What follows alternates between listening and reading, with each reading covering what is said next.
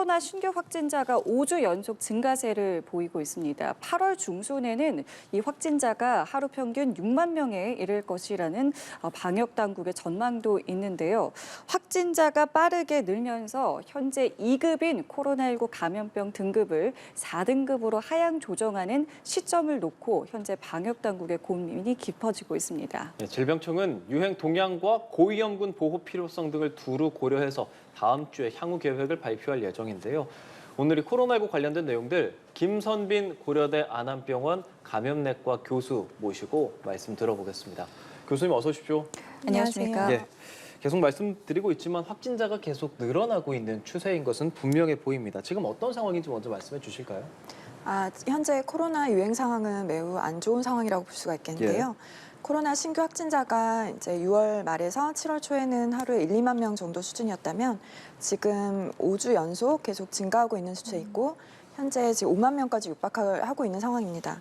그래서 이달 중순에는 일평균 6만 명, 많게는 8만 명까지도 가지 않을까 하고 조심스럽게 예측을 하고 있습니다. 예, 보통은 이 치명률이라던가 중증화율이 더 중요한 수치다라고 이제 알고 있는데, 현재 위중증이라던가 사망자는 어느 정도 수준으로 나타나고 있을까요? 네, 이제 기존 그런 대유행에 비해서 치명률과 중증률은 좀 더 많이 떨어진 것으로 확인이 됐고, 이제 얼마 전에 질병청에서 이제 보고한 바에 의하면 치명률은 현재 0.02%, 그리고 중증화율은 0.09% 정도로 확인이 되는데요. 그 7월 넷째 주부터는 이제 확진자가 워낙 많이 증가를 하고 있기 때문에 위중증 환자라든지 사망자가 동반 증가하고 있는 상황이라서 그런 고령층이라든지 사회적 취약계층에 대한 피해가 좀 우려가 되는 그런 상황입니다. 예, 시청자분들 가장 궁금해하실 게 그래서 지금 코로나19가 왜 갑자기 다시 이렇게 증가하고 있느냐라는 부분일 것 같거든요. 교수님 그 원인 어디에 있다고 보고 계세요? 아무래도 이제 그 3월에 이제 마스크 착용 의무가 좀 해제가 됐고 그리고 이제 여러 가지 계절적 요인이 있어서 그런 실내 활동이 많아지고 또 그런 에어컨 그리고 이제 환기가 잘 안 되는 그런 여러 가지 특성이 있고 또 지금은 이제 여름철 휴가철이다 보니까 사람들이 이동이 많아지고 그렇죠. 또 밀접 접촉을 하게 되면서 이런 영향이 있지 않았을까라고 생각을 합니다. 근데 지금 코로나뿐만 아니라 감기 환자라던가 독감 환자도 늘고 있다는 보도도 나오거든요. 이거는 그럼 왜 그런 걸까요? 이것도 마찬가지 이제 같은 호흡기 바이러스 측면에서 이렇게 봐야 할 것으로 생각이 되고요. 네. 지금 인플루엔자가 사실 많은 분들이 아시다시피 그런 겨울에 오는 그런 독감으로 알고 있는데 그 유행 시기 못지않게 지금 굉장히 많은 환자들이 또 특히 청소년층에서 많이 나오고 있는 그런 상황입니다. 이런 것도 마찬가지로 이제 개인 위생 수칙이 약간 좀 느슨해진 그리고 이제 마스크 착용 같은 게 좀 느슨해지고 그리고 이제 실내 활동과 그런 사람들과의 빈번한 접촉으로 인해서 이런 호흡기 바이러스가 지금 같이 유행하고 있는 게 아닌가라고 생각이 듭니다. 예, 사실 최근에 코로나가 한창 유행했을 때는 조금만 아파도 병원 가서 검사받는 것이 일상적이었잖아요. 근데 요즘에는 그런 경우가 많지 않아서 숨은 감염자가 상당히 많지 않을까 이런 생각도 당연히 들거든요. 어떻게 좀 보세요? 아무래도 이제 예전에 그런 격리 해제를 이제 강제하던 것에서 공고로 바뀌면서 사람들이 이제 좀 그런 코로나 검사를 관련해서 좀 기피하는 그런 게 좀 많이 생겨서 그런 검사 확인이 좀 더 줄어든 걸로도 판단을 하고 있고요. 네. 또 그리고 요새 계절적으로 이제 휴가철이라서 사람들이 이동이 많은 상황이라서 이제 그런 검사를 좀 더 수가 줄어든 것도 있는 걸로 판단이 돼서 숨은 감염자는 더 많을 것으로 좀 예상이 됩니다. 그러면 숨은 감염자까지 생각을 고려를 했을 때 하루 확진자 어느 정도까지 발생한다고 좀 보세요? 지금보다 한 최소 20에서 30%는 사실 더 있지 않을까라고 생각을 하는데요. 예. 근데 이게 지금 그렇다면은 코로나19가 발생하고 계속해서 변이 바이러스가 이제 등장을 해왔잖아요. 그럼 지금 상황에서는 이거를 어떤 바이러스다라고 저희가 알고 있으면 될까요? 네, 지금은 이제 오미크론 하이 변이 바이러스인데요. 네. 그 중에서 이제 XBB라는 유행주가 국내뿐만 아니라 전 세계적으로 유행을 하고 있는 상황이고, 네. 실제로 이제 국내에서도 그 그런 변이율에 대해서 좀 검출률을 조사해봤는데, 그 7월 셋째 주에 그 국내에서 XBB.192 검출률이 27.1%였다고 합니다. 그래서 지금은 우세한 그런 오미크론 하이 변이인 XBB 변이 바이러스가 우세종이라고 판단이 됩니다. 이게 지금 그러면은 이 XBB 변이 바이러스는 뭐 이전과는 좀 다른 건가요? 아니면 증상으로 봤을 때 사실 큰 차이는 없는 걸까요? 사실 이제 이게 이제 기존의 그런 오미크론 다른 변이들보다 네. 면역 회피능이 좀 뛰어나고 그리고 이제 아. 전파 능력도 더 증가가 되었다고 하는데 네. 그거에 반해서 이제 그런 위중증률이나 치명률은 좀 높지 않으니까 얘가 좀 더 그런 경한 바이러스가 아니냐라고 좀 많이들 생각을 하시고 저희도 예상을 하지만 여기서 이제 저희가 조금 신중하게 접근을 해야 될 것이 이제 코로나 초반과 비교를 했을 때 지금은 이제 뭐 백신이라든지 치료제 같은 그런 옵션들이 더 추가된 상황에서 나온 그런 중증률이기 때문에 예. 그런 점에 대해서는 조금 신중하게 접근을 해야 될 것 같습니다. 그럼 사실 일반 저희 시청자분들도 마찬가지고 저 역시도 요즘 이제 에어컨을 워낙 많이 트니까 뭐 냉방병인지 이게 네. 감기인지 네, 코로나인지 뭐 독감인지 사실은 뭐 알 수가 없단 말이에요. 네네네. 사실 이 증상으로 봤을 땐 거의 좀 유사하다 이렇게 보면 되겠죠. 아, 네. 아무래도 이제 호흡기 바이러스 특성상 그런 호흡기 질환이 뭐 기침 아니면 뭐 인후통 네. 그리고 두통 그러고 이제 발열 질환 날 수가 있는데 말씀하신 것처럼 요새 이제 에어컨으로 인한 냉방병도 굉장히 많기 때문에 네네. 증상이 헷갈릴 수가 있긴 합니다. 음. 하지만 이제 그 이런 유사한 증상이 의심이 되고 이제 보통은 건강하신 분들은 크게 문제 없이 지나가는데 네. 주변에 이제 뭐 어르신들과 같이 사는 분들이라든지 아니면 네. 이제 어린아이와 같이 생활하시는 분들은 의심이 된다면 검사를 좀 하는 음. 것을 권해드리고 싶습니다. 지금 네. 냉방병, 코로나19, 독감, 온열 질환 상당히 호흡기 관련한 질환들이 많이 유행을 하고 있는데 이런 것들이 이게 여름철 지금 상당히 더우니까 우리가 창문을 닫아놓고 에어컨을 틀고 환기하지 않고 이런 부분들이 상당한 영향을 미친다는 생각도 들거든요. 그 부분도 좀 의학적으로 맞는 겁니까? 아, 네, 맞습니다. 아무래도 이제 덥다 보니까 예. 그 실내를 잘 닫아놓고 에어컨으로 하는데요. 에어컨이 있는 경우에서는 이제 아무래도 환기를 안 시키게 되는 게 1번이 될 것 같고 그 다음으로는 이제 그 에어컨의 그 강한 바람으로서 만약에 그 비말이 있다면 아. 그게 멀리까지도 전파되는 그런 게 영향을 아. 줄 수가 있습니다. 예, 예. 그렇기 때문에 에어컨을 작동하더라도 1시간에 한 10분 정도는 창문을 열고 환기하는 것을 꼭 공고를 드리고요. 네. 또 사람이 많이 모여 있거나 아니면 창문의 크기가 작은 공간일수록 그 환기 횟수가 매우 중요할 것으로 생각이 됩니다. 뭐 이러한 여러 가지 이제 요인들 때문에 코로나 확진자가 최근 이제 급증하고 있는 것인데 궁금한 건 이게 우리나라만의 이제 현상인 것인지 아니면 다른 나라도 좀 비슷한지 좀 궁금한데요. 사실 이제 외국 같은 경우는 미국이나 유럽은 이제 전수조사를 하지 않고 그러니까 저희처럼 이렇게 확진자 집계를 하고 있지 않아서 그래요? 정확하게 알기는 어렵지만 예, 예. 그래도 요새는 거기서도 표본 검사상에서도 증가하는 추세라서 유럽이나 미국에서도 이제 그런 그 밀접 접촉을 하게 되는 산밀이라고 하는데요. 네. 그 밀집 그리고 이제 밀접 그리고 이제 밀도가 높은 그런 공간에서는 마스크 착용을 하는 것을 자율 권고로 좀 강하게 권고를 하고 있습니다. 외국도 전반적으로 표본으로 봤을 때 확진자가 늘어나고 있는 추세는 분명한 건가요? 네, 맞습니다. 그러면 이제 질병청이 원래 감염병 관련한 세부 내용 발표하면서 감염병 등급을 2급에서 4급으로 하향 조정하려고 했단 말이죠. 네. 그 부분에 대해서 일단 바뀌는 부분에 먼저 좀 얘기해 볼게요. 어떤 부분이 좀 바뀝니까? 일단은 2급에서 4급으로 바뀌게 되면은 이제 그 마스크 지금은 이제 병원급 의료기관에서 마스크 착용을 이제 그 의무로 하고 있는데 그게 이제 모든 마스크 착용 관련된 게 해제가 되고 그리고 이제 기존의 검사비나 치료비 관련해서도 이제 국가 지원이 됐던 것이 본인 부담으로 가는 그런 것이 있습니다. 그래서 그런 것이 좀 달라지고 네. 네. 이게 근데 이제 뭐 여러 가지 바뀌는 이제 요소들에 대해서 말씀을 해주셨는데 지금 시점에서 이걸 논의하는 것이 맞겠느냐 이렇게 지금 확진자가 증가하는 추세인데 이 부분에 대해서 교수님의 생각이 좀 궁금한데요. 아, 사실 지금 시기적으로 이 여름철 대유행이 이제 시작되었다고 판단을 하기 때문에 네. 방역 완화 시점을 조금 신중하게 접근하는 것이 좋지 않을까 생각이 들고요. 네. 이제 저는 이제 현장 의료진으로서 그 4급 감염병으로 전환하게 됐을 경우에 이제 가장 드는 고민은 숨은 감염자로 인해서 그런 취약한 환자, 그러니까 병원에 계시는 고령 환자라든지 아니면 면역 저하자, 기저질환자 이런 분들의 위험에 노출되지 않을까 하는 그런 걱정이 있습니다.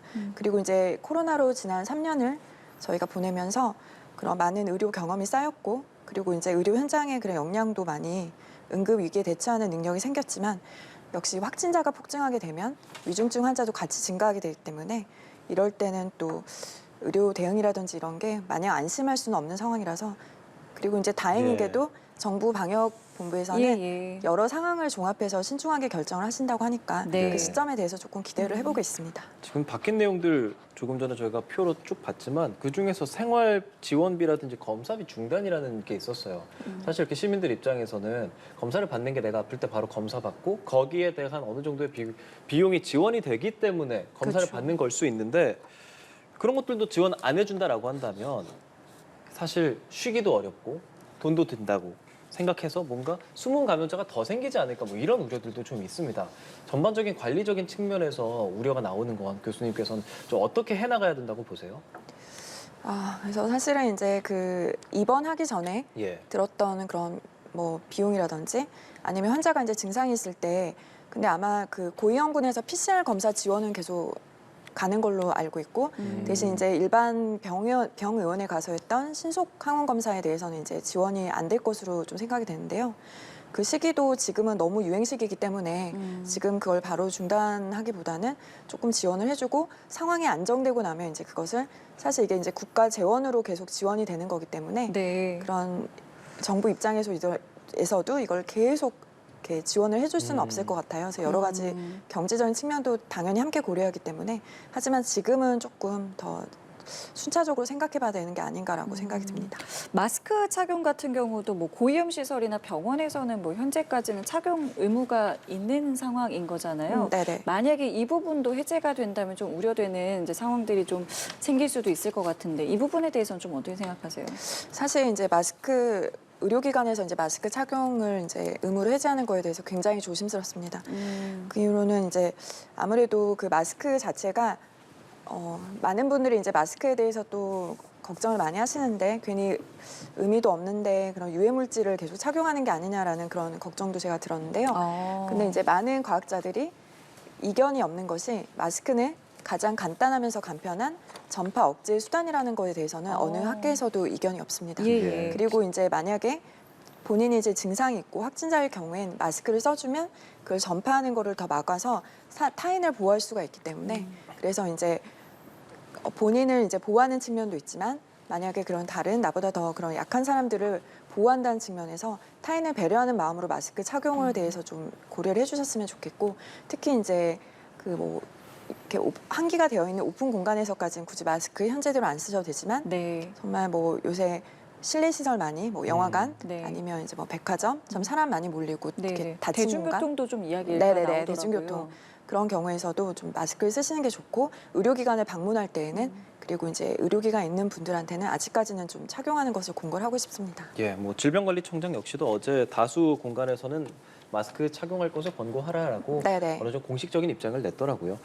지금 숨은 감염자 얘기도 했지만 앞으로 코로나19를 결과적으로는 독감처럼 관리하겠다라는 부분이 쟁점인데 독감처럼 그럼 매년 백신 접종을 하게 되는 건지도 궁금하고 지금 백신 접종한 지 사실 좀 오래됐거든요. 네. 이분들 다시 뭐 맞게 되는 겁니까? 어떻게 됩니까? 백신은?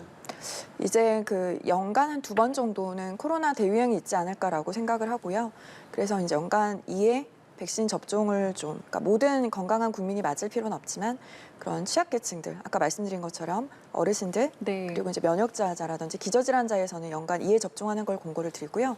그리고 지금 사실 이제 기존에 맞았던 백신들은 현재 유행하고 있는 그런 오미크론 변이주에 대해서는 대응을 하지 못하기 때문에 WHO에서도 현재 유행하고 있는 XBB를 대응할 수 있는 백신을 접종하는 것이 좋겠다고 공고를 하고 있고 예. 국내 이제 질병청에서도 그 백신을 빨리 도입을 해서 10월에 이제 그 유행이 시작되기 전에 접종 시작을 하겠다고 얘기를 했는데요. 네. 개인적으로는 이제 그때가 또 인플루엔자 유행 시기 전이라서 이제 인플루엔자 접종 시기라서 네. 같이 그 코로나 백신과 독감 백신을 같이 접종을 하게 되면 네. 편의성 측면이라든지 접종률 제고 측면에서 좋지 않을까라고 좀 생각을 해봅니다. 근데 백신 말고 치료제는 뭐 어떤 상황인가요? 치료제가 지금은 뭐 아직까지 없는 상황인 거죠? 치료제는 이제 항바이러스제라고 해서 이제 팍스로비드라든지 예. 아니면 라게브리오라는 약을 많이 들어보셨을 텐데요. 네네. 그 약들은 이제 증상 5일에서 7일 이내에 그런 경증이라든지 중등도 환자에서 약을 빨리 복용을 하게 되면 위중증으로 막는 효과가 굉장히 높습니다. 그리고 그거는 네. 오미크론 하이 변이에서도 마찬가지로 위중증을 낮추는 데 굉장히 한 효과가 있기 때문에 그런 치료제의 옵션이 있다는 걸 좀 말씀을 드리고 싶고 그래서 고령의 그런 어르신들께서는 진단이 되면 그리고 그 약들이 좀 힘든 면도 있지만 그래도 그 약으로 인한 효능이라든지 효과가 훨씬 더 좋기 때문에 네. 약을 빨리 복용하시는 걸 좀 공고를 드리고 싶습니다. 코로나19가 다시 뭐 올 가을이나 겨울이나 아니면 앞으로라도 더 유행할 가능성이 있는지, 그리고 그에 대한 뭐 백신이나 치료제, 의료 현황은 잘 준비가 되어 있을 것이라고 보시는지까지도 여쭤보고 싶어요. 네. 지금 이번 여름 대유행 지나고 겨울철에도 반드시 올 건데요. 호흡기 바이러스 특성상 이제 건조하고 그리고 바이러스가 잘 생존할 수 있는 겨울철에 좀 더 이런 호흡기 질환, 뭐 인플루엔자라든지 다른 바이러스가 같이 유행하는 그런 성격을 가지고 있습니다. 그래서 이번 겨울철 유행도 어쩔 수 없을 거라고 좀 생각을 하고 대비를 해야 되는데 네. 저희 이제 의료진들은 지금 여름철 대유행을 이제 여름이라는 그런 계절 자체가 그래도 겨울보다는 조금 그 대응하기가 조금 수월할 것으로 생각이 되기 때문에 네. 지금 이 경험을 통해서 이제 다음 겨울철 유행 시기를 좀 대비한다라는 예. 그런 마음가짐으로 좀 임해주셨으면 좋겠고 아, 이제 그런 개인 위생 수칙을 잘 지켜주시고 네. 그 마스크도 타인을 배려한다는 마음으로 꼭 그렇게 착용하시는 것을 강력하게 좀 권해드리고 싶습니다. 이것도 한번 여쭤보고 싶은 게요. 그 환자들이 이제 코로나에 걸린 뒤에 후유증에 대해서도 많이 좀 언급을 하시는 것 같던데 네네네. 이 어떤 증상이 가장 많은 것인지, 그리고 이 부분이 후유증에 대해서는 뭐 어떻게 치료가 되고 있는 것인지, 이 부분 같이 좀 마지막으로 좀 말씀해 주시죠. 네, 코로나를 이제 앓고 나서 3개월 정도 경과를 했는데 또 이제 증상이 후유증이 지속되면 이제 롱 코비드라고 하는 거 아마 들어보셨을 텐데요. 네네. 맞아요. 그런 증상이라고 하는데 아무래도 이제 가장 흔한 증상은 제가 이제 환자분들께도 여쭤보면 그 만성 그게 소모성 질환처럼 너무 피곤하다는 얘기를 많이 하시고요. 그래서 그런 피로감이 상당히 오래 가고 그리고 아무래도 이게 이제 호흡기 바이러스로 인한 질환이다 보니까 호흡기 증상도 굉장히 많이 그런 장기침이라든지 아니면 호흡곤란 이런 게 많이 유지되는 경우가 있습니다. 그래서 이런 경우에 있어서는 3개월 이상 지속되면 네. 가까운 병원에 내원하셔서 그런 엑스레이나 CT 같은 아니면 폐활량 검사를 하는 것을 권고해 드리고요. 네. 특별한 치료법은 없고 대개는 한 6개월 정도 경과하면 네. 서서히 좋아지는 시기거든요. 그래서 예. 보존적 치료, 그러니까 힘들면 좀 쉬어주고 그리고 이제 뭐 기침이라든지 그런 증상이 힘들면 그런 기침 그런 약도 먹고 그런 식으로 좀 그리고 이제 수분 공급을 많이 하고 그리고 이제 뭐 비타민이라든지 이런 골고루 영양 섭취하는 것을 권고드리고 있고 뚜렷한 치료약이나 그런 건 없지만 네. 결국은 시간이 좀 해결해 주는 것 같고요. 혹시 두 분도 코로나에 한번 걸리셨을까요? 예, 당연히. 많이 힘들지 않으셨어요? 저는 많이 아팠습니다. 예. 네, 저도 기침 때문에 굉장히 좀 네, 힘들었어요. 그래서 저도 작년 이제 오미크론 대유행 시작될 때 저도 네. 걸렸었는데 네. 아 저도 그때 한 3개월 진짜 고생한 것 같아요. 그래서 환자분들 오셔서 많이 불안해하시면 시간이 걸리는 병이고 이제 시간이 지나면 많이 좋아지실 거라고 해서 좀 많이 안심을 시켜드리는데요. 네. 네. 알겠습니다. 지금 말씀해주신 부분들 잘 기억하면서 앞으로 이 대유행에 좀 대비를 해 나가야겠습니다. 지금까지 김선빈 고려대 안암병원 감염내과 교수와 함께했습니다. 오늘 좋은 말씀 감사합니다. 고맙습니다. 교수님. 감사합니다.